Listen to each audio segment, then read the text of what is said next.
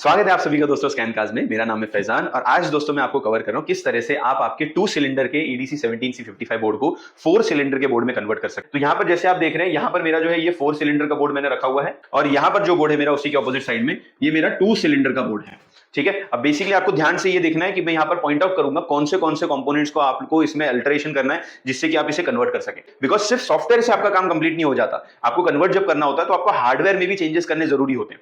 अब हार्डवेयर में क्या चेंजेस करने होते हैं वो सबसे पहले स्टार्ट करते हैं। बट एक 2 सिलेंडर के बोर्ड में ये जो हिस्सा है, ये जो पार्ट है, ये पार्ट नहीं आता है। ठीक है, ये कुछ कंपोनेंट जो आप देख रहे हो ये नहीं आते हैं। एंड 2 सिलेंडर के बोर्ड में यहां पर एक आईसी लगी होती है।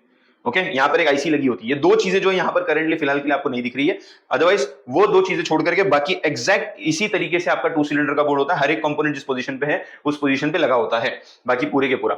ठीक है, अब इसको हमें जब 4 सिलेंडर में बनाना है तो इसीलिए सबसे पहले तो हमें क्या ऐड करना होगा, ये हमारा जो इंजेक्टर सेक्शन है, इस इंजेक्टर सेक्शन को सबसे पहले हम कंप्लीट करते हैं। अब इसे कंप्लीट करने के लिए यहां जो आप देख रहे हो कंपोनेंट्स,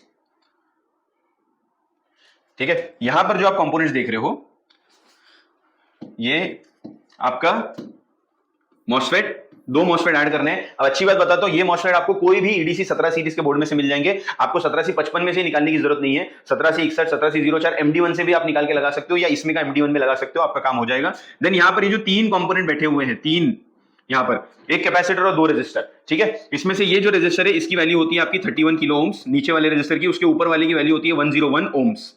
ये 2 रेजिस्टर्स जो है आपको यहां पर लगाने हैं। एंड ये जो कैपेसिटर है, ये कैपेसिटर आप सिंपली साइज देख करके, जैसे यहां ये कैपेसिटर लगा हुआ है, ऐसे ही छोटे से साइज का देखो यहां पर भी एक लगा हुआ है। आप ये सेम साइज का कोई भी एक कैपेसिटर, सिरेमिक कैपेसिटर उठा करके लगा सकते हो अपने बोर्ड में एंड आपका बोर्ड फंक्शन करेगा प्रॉपर्ली, कोई इश्यू उसमें क्रिएट नहीं होगी। बस ध्यान रखना है कैपेसिटर का साइज सेम होना चाहिए, बस बाकी कुछ देखने की आपको जरूरत नहीं है।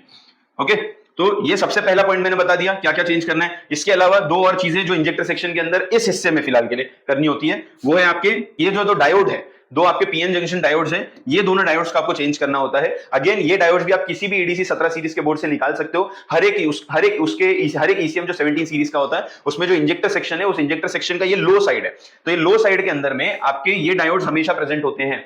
तो आप सिंपली कोई भी डायोड उठा के लगा सकते हो उसमें से। ठीक है, तो ये 2 डायोड आपने उठा के लगा दिए, ये आपने रेजिस्टर्स लगा दिए वैल्यू के। इसके बाद नेक्स्ट जो पॉइंट आता है वहां पे, अब आपने आपका लो साइड कंप्लीट कर